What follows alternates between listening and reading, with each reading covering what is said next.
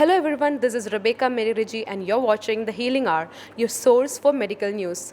Today we have our redeemed guest, Dr. Hema Chaudhary, who is currently working as a professor and dean of Medical and Allied Sciences at K.R. Mangalam University, Gurgaon.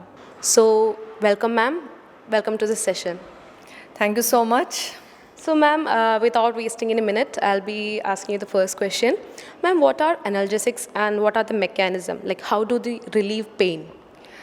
Basically, if scientific definition I would not start with, but in a layman's language, analgesics basically are used to relieve pain.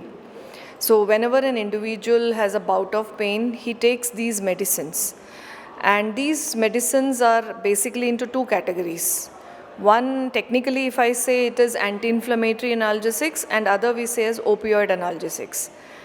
Now, this anti-inflammatory class you get in the market without any prescription. They are over-the-counter drugs and they are non-addictive. Whereas the second class, when you talk about opioid analgesics, so opium when the name comes, so they are basically narcotics and they need a prescription. So basically, what we take over-the-counter drugs, they all belong to anti-inflammatory analgesics. So ma'am, the opioid analgesics, I guess that are used for surgical purpose or any clinical one. Basically, as I told you, for relieving pain. So pain can be because of multiple reasons. Pain can be after surgery. So then doctor puts you on to the analgesics. Sometimes you may have acute pain, your body functioning like headache, menstrual pain, stomach ache. So we are just reaching out to the chemist and druggist and taking the medication on our own. Then there could be also lifetime diseases like hypertension, arthritis. Now, generally in arthritis, patients take this medicine for very long. And there are a lot of prescribing habits by some of the doctors who put you on to analgesics for very long. So, yes, it has its medical use, but overuse of it is called abuse. So, yes, this awareness is very much required. What is the difference between use and abuse? So ma'am, what are the excessive risk of taking these analgesics for a long term? See, generally these are, I told you, if you're talking about the first category of anti-inflammatory analgesics, they are non-addictive. But it so happens because when you are relieved of pain and sometimes you're feeling low, you have a body ache, so you get addicted to even these kind of drugs. So when you're addicted, your mind works that I need a dose, I need to go for it. It may be psychological as well. But on long usage and in larger dose, it is going to create a lot of side effects. One is tolerance. That's very important to understand that when you keep using something regularly, it will not show any action further. So you go on increasing the dose. And there will be a threshold that beyond that, it starts damaging your other body functions. The major risk is liver damage and kidney damage on long usage. But you can also observe in literature that there are cases where people end up with diarrhea, constipation. Long usage also causes blurring of vision, ringing in ears, then stomach upsets, ulcers. So there are a lot of complications. But yes, kidney and liver damage. So it's very wise that we need not take the patient to the level where he gets into addiction.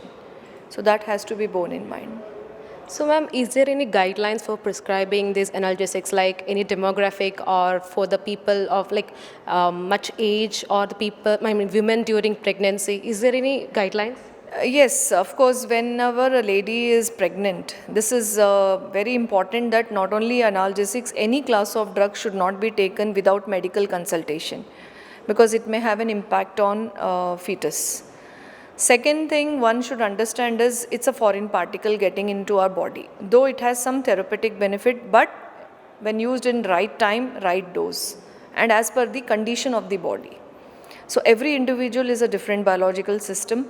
So one should understand that yes, over-the-counter medications to get relief of pain is understandable, but otherwise medical consultation is very much required. And if anybody is already into habit of taking and now he is getting aware, maybe seeing this interview also, the best suggestion is to consult the medical doctor and brief him about the case and then take the advice. That's worthwhile. Ma'am, the other question is, I have seen many girls taking their pain relievers during menstrual phase like Combiflame or Meftal. So, those medicine, is it okay to take it regularly, like each and every month, or it's for the viewers also? Is it advisable to take it every month, or should they try maximum not to take medicines during this time? See, there's a body circadian rhythm. Menstrual cycle is a part of the circadian rhythm. And definitely there are a lot of hormonal changes whenever a girl or a woman gets her menstrual cycle. So some initial discomfort might be there, but if you are able to manage it, you should avoid drugs. You should avoid drugs. And if this is a consistent kind of pain which you get often, then it's wise to consult a doctor. It's never advisable to take the medication on your own every time you are ending up with pain. And this, I told you, it leads to a kind of psychological addiction also. So it is not a wise decision that every time whether a girl is ending up having a menstrual, because these drugs also lead to further hormonal imbalance. So this is also one more side effect. So it's not wise that any medication is taken, because ideally this is a foreign particle which gets into your biological system. So that the medical diagnosis will help you understand whether you really need it or not. So I don't feel it's an advisable thought that one should take every time you are having these problems. So thank you so much, ma'am, for bearing with us, and thank you so much for taking your time. Thank you so much. Thank you.